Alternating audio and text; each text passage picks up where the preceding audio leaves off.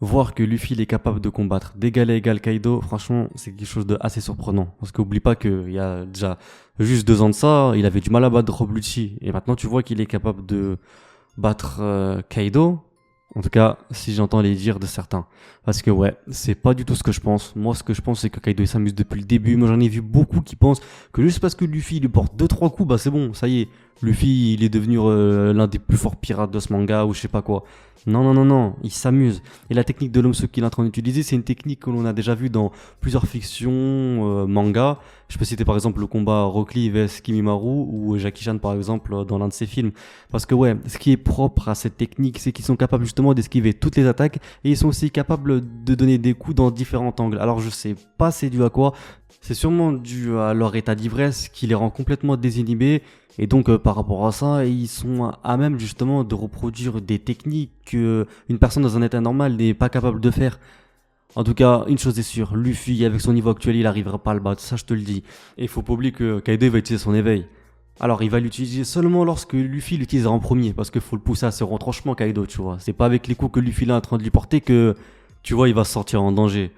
D'ailleurs, j'avais fait une théorie concernant l'éveil de Luffy que je t'invite à voir, et j'avais expliqué en gros, hein, pour faire un rapide résumé, qu'il serait capable, grâce au caoutchouc, d'utiliser de transformer justement l'environnement qui l'entoure en caoutchouc, et donc ça va lui permettre justement de devenir plus rapide, plus puissant, tout comme Katakuri et tout comme Doflamingo lorsqu'ils ont utilisé leur éveil. Parce que ouais, ce qu'il faut savoir, c'est que les Paramecia et les Logia, ils ont des éveils qui sont assez similaires. Mais le Zoan, il est complètement différent, il possède ses propres spécificités dans le sens où il est capable d'être éveillé plus rapidement que le Paramecia et le Logia, ça a été dit, mais il est aussi capable de rendre l'utilisateur plus rapide, plus puissant et de pouvoir aussi se régénérer plus rapidement. Et donc imagine juste Kaido, là t'as vu comment il est puissant, imagine tu lui rajoutes son éveil, il va devenir plus fort, plus rapide, plus résistant, mais comment Luffy va réussir à le battre? Franchement, je peux compter que sur une seule chose, le potentiel latent de Luffy. Et je pense que Rayleigh il a réussi à le décerner durant l'entraînement parce qu'il avait dit à Luffy d'ailleurs qu'il deviendrait plus fort dans l'adversité. Et c'est d'ailleurs face à Katakuri qu'il avait réussi à éveiller le haki de l'observation à un tel point qu'il était capable justement de voir tout comme Katakuri l'avenir. Et donc je pense que comme lors de son combat contre Katakuri, Luffy va justement être capable d'activer un haki des rois mais à un autre niveau. Parce que oui, ça c'est sûr et certain. Je pense que Rayleigh il a dû déceler quelque chose chez Luffy durant l'entraînement qui va sûrement faire de Luffy quelqu'un de très très puissant. Mais ça, Luffy il le sait pas encore. Ce que ça me fait penser un peu à, tu te rappelles Goku quand il était dans la salle du temps avec Gohan? Il avait décelé un pouvoir inimaginable qui était enfoui en lui. Et je pense que Rayleigh, c'est un peu la même chose avec Luffy. C'est pourquoi il lui a donné le conseil de justement se confronter à des adversaires puissants pour pouvoir devenir un peu plus fort. Il a dû sûrement déceler ça, c'est Luffy. Et je pense qu'on va le voir durant, à mon avis, un flashback de Rayleigh où il a vu Luffy utiliser une sorte de technique vraiment assez impressionnante sans que ce dernier s'en rende compte réellement. Ensuite, durant ce chapitre, on a vu quand même quelque chose d'assez impressionnant, c'est le retour de Zunesha. Et je savais qu'il allait revenir. Yasuko, comment tu savais qu'il allait revenir? Frère, je savais qu'il allait revenir parce que faut pas oublier que Momonosuke il est capable de lui donner des ordres. Tu te rappelles à l'île de Zou, on avait vu Luffy qui est capable de l'entendre tout comme Momonosuke, mais Momonosuke, contrairement à Luffy, il était capable de lui donner des ordres. Et comme tu le sais, Momonosuke, il peine à stopper Onigashima et à mon avis, sûrement, peut-être sans s'en rendre compte, il a lancé un appel à l'aide à Zunesha. Ce qui a fait que Zunesha il s'est rendu directement à Wano Kuni. Il y a aussi quelque chose qui m'a vraiment surpris, c'était le fait que le gouvernement mondial ils avaient décidé de cacher le fruit des démons de Zunesha. Et donc, je pense que peut-être, en tout cas, il faut pas se fier simplement à son apparence, dans le sens où c'est peut-être pas forcément un Zoan. En tout cas, ce qui a dû le rendre comme ça, c'est sûrement son éveil.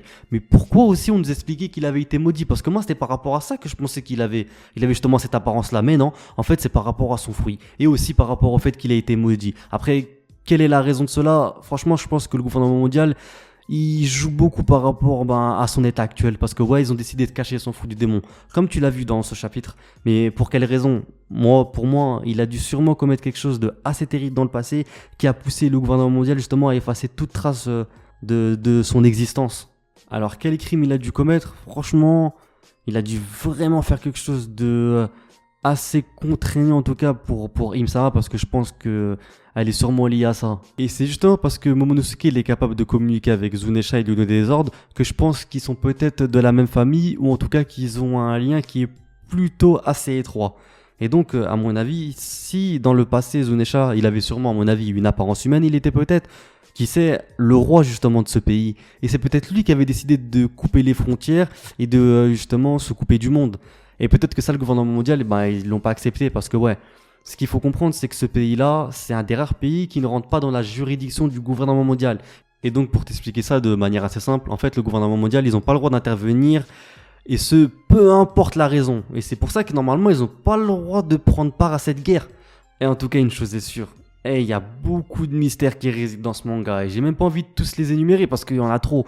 Mais bon, en tout cas, j'espère vraiment que dans le prochain chapitre, on va en apprendre un peu plus concernant le passé Zunesha. Parce qu'il est vraiment intriguant et ça fait déjà un certain moment que je pose beaucoup de questions le concernant. J'avais aussi fait une théorie à l'époque et je vais la redire ici. Et pour vous expliquer ça très brièvement, j'avais expliqué à l'époque que justement All Blue se trouvait sur le dos de Zunesha. Et en fait, pour moi, c'est vraiment logique. Parce que rappelle-toi, à l'époque, on avait vu Zunesha qui utilisait justement sa trompe pour aspirer l'eau et se le mettre dans le dos. Et ils appelaient ça justement des éruptions pluvieuses. Et donc de ces éruptions pluvieuses, on avait pu voir notamment qu'il avait aspiré par la même occasion des poissons. Et là, je pense que vous voyez où je veux en venir. Parce que ouais, Zunesha, c'est une île justement qui se déplace partout sur Grand Line, dans le Nouveau Monde, partout dans la mer.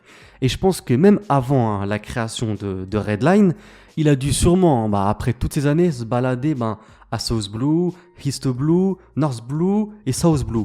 Et donc, à mon avis, comme je t'ai dit, tout logiquement, à chaque fois qu'il s'est rendu dans l'une de ces mers, il a dû utiliser des éruptions pluvieuses qui lui a permis justement de ramener des poissons sur son dos. Et donc, je pense que tu as compris. Hein. Tout comme la rumeur qui dit que la seule zone maritime dans le monde où le nord, le sud, l'est et l'ouest se rencontrent, un océan mythique et répondant au nom de All Blue abrite des poissons en provenance de chacune de ces mers.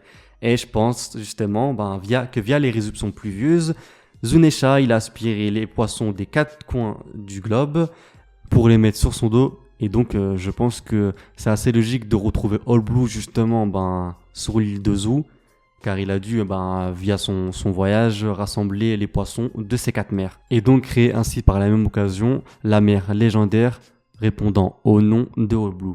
Et ça pourrait expliquer aussi pourquoi Zeph, même s'il a parcouru tout Grand Line, il n'a pas réussi à trouver All Blue. C'était justement parce que via son périple, Zunesha, il s'était pas rendu au même endroit que Zeph durant son voyage et qu'ils se sont jamais rencontrés. En tout cas, c'est une théorie que j'avais sortie il y a déjà de très très nombreuses années et j'ai vraiment hâte, les gars, de vous prouver que c'est réellement le cas. Parce que je sais qu'on connaît la grande théorie qui explique qu'une arme antique va détruire justement Red Line et justement c'est à ce moment-là que les 4 mers vont se mélanger ensemble. C'est une théorie qui est assez plausible, mais la théorie que je t'ai sortie concernant Zunesha, c'est une théorie que je pense que tu n'as jamais vue sur internet, que j'ai créée il y a de ça quand même pas mal d'années, et donc je serais vraiment content de voir que quelques temps plus tard, j'avais véritablement raison. En tout cas, pour revenir sur la review, je voulais te dire que même si Luffy il arrive à abattre par miracle Kaido, faut pas que tu penses que la guerre elle est finie, hein, parce qu'il faut pas que tu oublies que le CP0, ils ont réellement envie de capturer Robin. Et comment ils vont faire pour la sauver à ce moment-là? Ouais, parce que Zoro il est dans la capacité de combattre, Sanji il est dans la capacité de combattre, et Luffy il sera sûrement dans la capacité de combattre après son combat face à Kaido. Et donc pour moi il reste plus qu'une personne, Shanks. Et ouais, je pense que c'est Shanks qui va réussir à sauver Robin. En tout cas, je pense que ça va être quelque chose de aussi épique que lorsqu'il avait ce Kobe de l'attaque de Akainu. Ça, c'est une certitude. En tout cas, voilà frérot, cette review est déjà terminée. J'espère sincèrement qu'elle t'aura plu. Si c'est le cas, comme d'habitude, je compte vraiment sur toi pour t'abonner, liker, partager et surtout me suivre sur TikTok, cette nouvelle plateforme où je sors tous les jours des vidéos. J'ai vraiment hâte qu'on atteigne, franchement, les 1000 abonnés sur TikTok. Ça me ferait vraiment plaisir. Moi, frérot, je te dis à très bientôt. Et je te souhaite une bonne journée, une bonne matinée ou une bonne soirée, ça dépend à quelle heure tu regardes cette vidéo. Jana.